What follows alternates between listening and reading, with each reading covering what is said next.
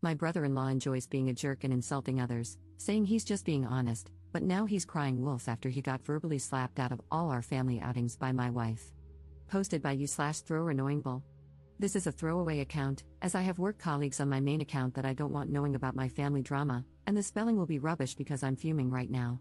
Obligatory note, all names have been changed. So, for the backstory, I, 36F, am married to the love of my life, K, 36F. We met when we were 17.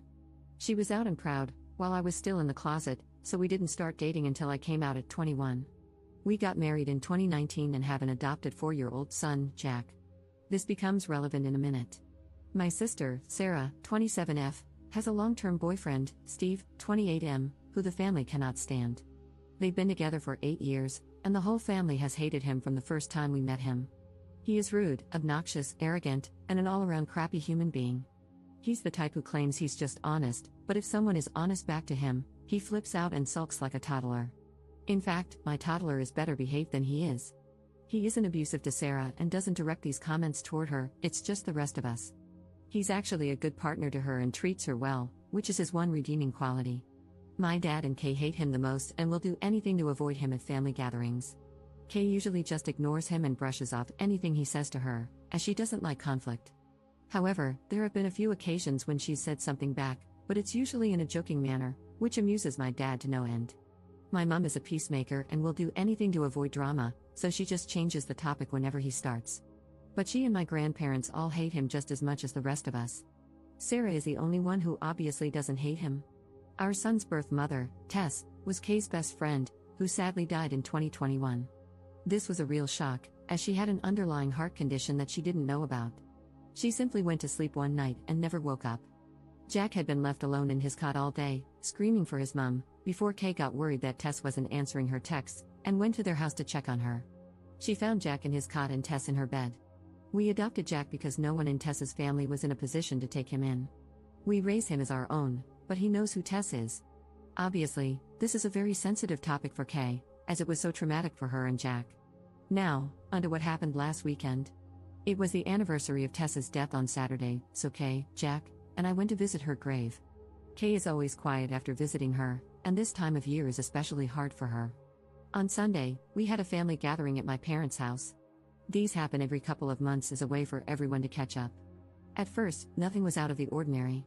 Kay and my dad were off to the side talking as usual, though I could see that Kay was obviously struggling. My dad and she went for a walk so she could clear her head, something they've done before, so nothing unusual. However, Steve had an issue with this and asked why they had left and why he wasn't invited to walk with them. I explained about Tess and said Kay just needed a minute.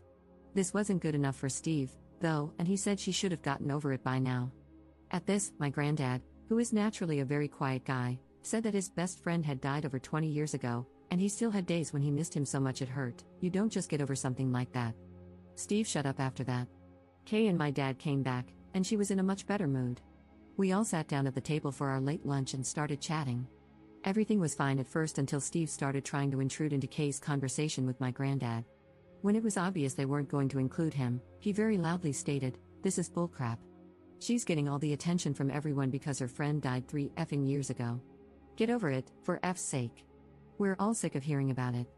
The whole table went silent, and I took one look at Kay and knew she was about to go off on Steve. Only it didn't happen the way I thought. Rather than exploding at him, she looked at him very calmly and said that she and Granddad weren't talking about Tess, they were making plans to take him to the Christmas markets, but if he wanted to be a prick, then no problem. She then went on to tell him that everyone in the family hates him because he's a toxic, narcissistic prick. That whenever he can't come to a family gathering, the whole family is much happier. That there's a reason he has no friends and that even his own family can't stand to be around him. That reason is that he's rotten from the inside out, and Tess may have only been on this planet for 32 years, but she made a bigger impact on people than he would if he lived until he was 150. That her funeral was packed with people because she was so loved, whereas he'd be lucky if anyone other than Sarah was at his. After that, she got up and went to the back garden, and I followed her. A few minutes later, my dad came out and said that he'd told Sarah and Steve to leave. We went back inside, and Kay apologized to everyone, saying she should have just kept her mouth shut. Everyone other than my mum told her what she'd done was right and that it was about time someone told him. My dad then found it hilarious that a lesbian had been the one to tell him straight, which lightened the mood a lot. We spent the rest of the afternoon there before going to pick Jack up from Kay's mum's house, as she'd had him overnight on Saturday for us. The reason I'm making this post is that yesterday, I got a call from Sarah saying that she and Steve wanted an apology from Kay or they weren't going to Christmas. When I reminded her that we wouldn't be at Christmas either, as it's our year to spend it with Kay's mum, so it made no difference to us, she got really upset. She said she wanted an apology because Kay was way out of line. I said she wasn't and that I wouldn't even contemplate asking her to apologize because I agreed with everything she said, and so did everyone else there. She ended the call, and I just went back to work. Then today, my dad called me and asked if Kay's mum would mind a few more for Christmas, as he was refusing to spend it with Steve. So, he and my granddad needed somewhere else to go. Apparently, after Sarah had called me, she called Mum and started ranting. My mum told my dad to get Kay to apologize, which he refused, and they had an argument. My dad has now decided he's done with Steve, even if it affects his relationship with Sarah. He's not having it anymore. My mum wants Sarah there, but Sarah won't come without Steve, so my dad is going somewhere else, and my granddad agreed with him. I texted Kay's mum, and she said they were welcome, so now my mum is furious and saying that my dad and Kay are ripping the family apart. So, basically, this has turned into a crap show. Kay has said she will apologize if I want her to, just to keep the peace, but I've told her no way. Everything she said was true.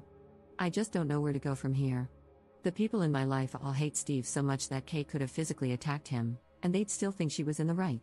So, that's why I'm asking internet strangers who might have dealt with difficult family members, what can we do to get to a place where we can be around each other amicably?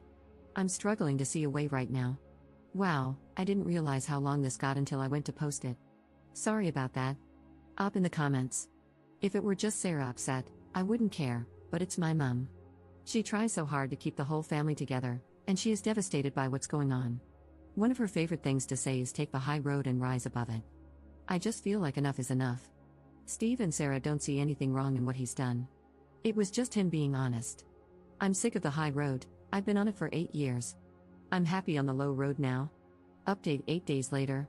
Hi, I know how much this community loves an update, so I thought I would give you one as things seem to be sorting themselves out, kind of.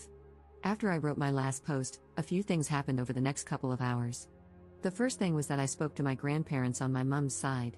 They were there when this all happened, but they're like my mum and just constantly try to keep the peace, that's where she gets it from. They were supposed to be spending Christmas with my mum this year, but they changed their minds and decided to spend it with my uncle instead. They have made the decision to not be around Steve either, as he causes too much drama. They asked if they could come and see us and Jack on the 23rd before they head off to my uncle's, which I happily agreed to.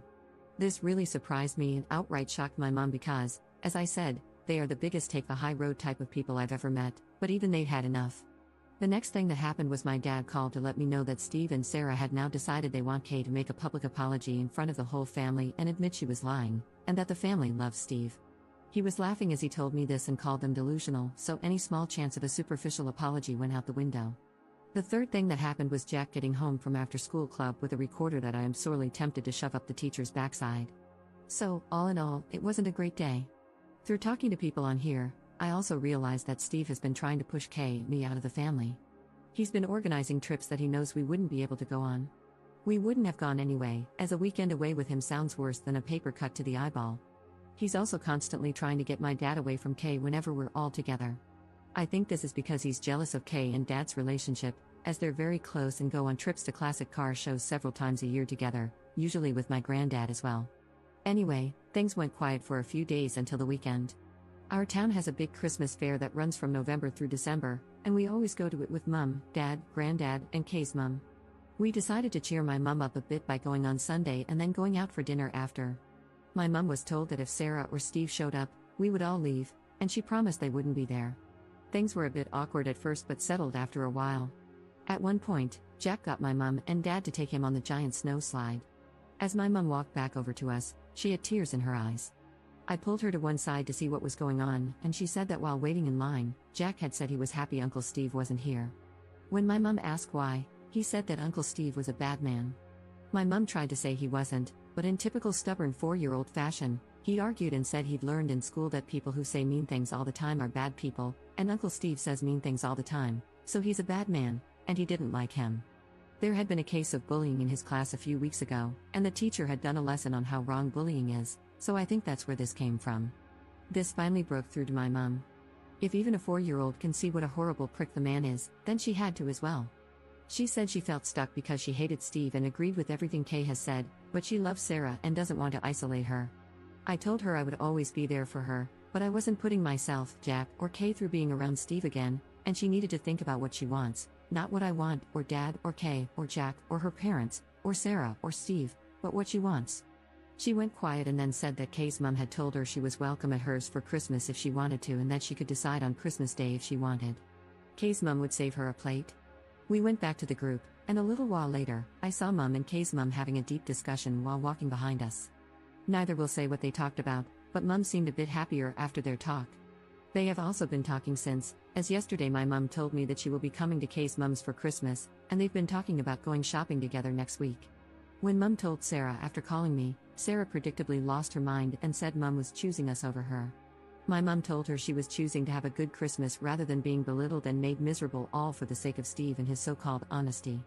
Sarah then called me and asked if I was happy that I'd won. She then did the unforgivable and used a few homophobic slurs toward me and Kay and called Jack the product of a WH-re. I ended the call, blocked her everywhere, and then let my family know what had happened and that I never wanted to speak to her again. They're all as appalled as I am, and Mike Annie, Mom's mom, called Sarah and apparently told her she was dead to her, as she won't have a bigot in the family. Sarah has been trying to reach out to apologize because she knows she has stepped over the unforgivable line, but I've just kept blocking the fake accounts she's been making on Instagram.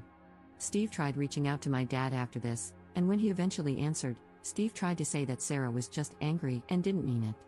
According to Mom, Dad ended up giving him a verbal lashing and told him he was the worst thing that had ever happened to Sarah and our family. My dad has told Sarah he is disgusted with her but will be there for her if she leaves Steve. Until then, good luck.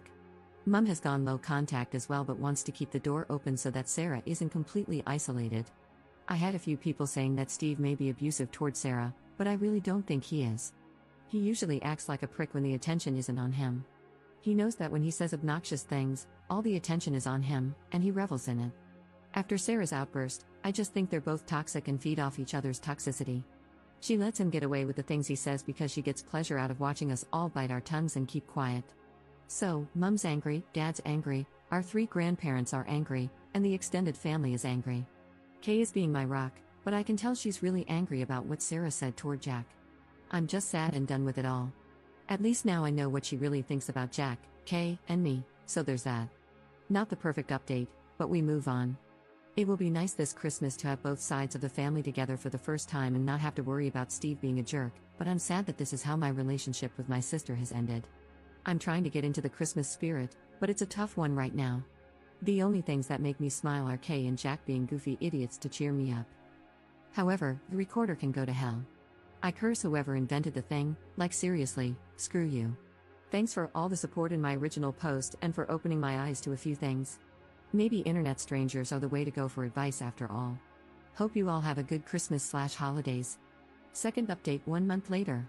Hi all, relationship_advice only allows for one update, so I thought I'd post this here as I've still got people reaching out for an update about Christmas. This might be a bit anticlimactic, but nothing much has happened. Sarah stopped trying to reach out to me during the first week of December after one final message through a mutual friend, saying that she loves me and sorry. My dad spoke to her once on Christmas Eve to wish her, and her alone, a Merry Christmas. My mom has spoken to her a few times and even had breakfast with her on Christmas Eve, but that's it. As far as I'm aware, Steve and Sarah spent Christmas at their house alone. I do know they went to a party on Boxing Day with one of Sarah's friends, and Steve was on his best behavior, according to someone I know who was there. Maybe he's learning, who knows? I did have a few people asking about why Steve and his family don't speak. After talking to my dad, I found out that Steve said something to his brother's wife at a family gathering, which led to his brother and him having a huge argument that turned physical. After that, Steve's brother refused to have him around himself, his wife, or his kids, so Steve's mom and dad told him he wasn't welcome at family events anymore. They went very low contact with him. Apparently, he gets a phone call on his birthday and Christmas, but that's about it. My dad was told this by Sarah, who was there when it happened. As per usual, she tried to downplay the whole thing and say that Steve's family was overreacting. Sounds oddly familiar. We spent Christmas at Kay's mom's house, and my mom, dad, and granddad all came as well. My mom and Kay's mom haven't ever really spent a lot of time together, but they have been recently, and they've become good friends, meeting up for lunch and going shopping together a few times. It's a bit of an odd pairing, as my mum is very straight-laced, and Kay's mum was a punk when she was younger and is now really into Wicca and natural healing. Seeing my mum dressed in her Sunday best and Kay's mum in her Sex Pistols hoodie is an odd sight, but they get along great, so that's nice.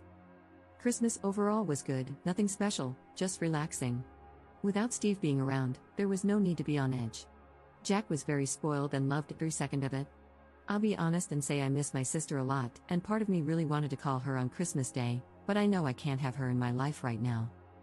That's about it, really, all very boring. I still want to launch Jack's recorder into the sun, but he loves it, and his rendition of London's Burning is improving. Listening to 26 4 and 5-year-olds enthusiastically try to play London's Burning on recorders at the Christmas nativity play was one of the funniest things I've ever seen. That got the biggest cheer of the night, that's for sure. I hope everyone had great holidays and has a brilliant new year. Commenter. This is not a recommendation, however, a dog can really do a number on a recorder. Great chew toy, just saying. Ops response. Funny you should say that. We have been offered a rescue puppy that will be ready in a few weeks, so if we get one, he or she could solve our problems.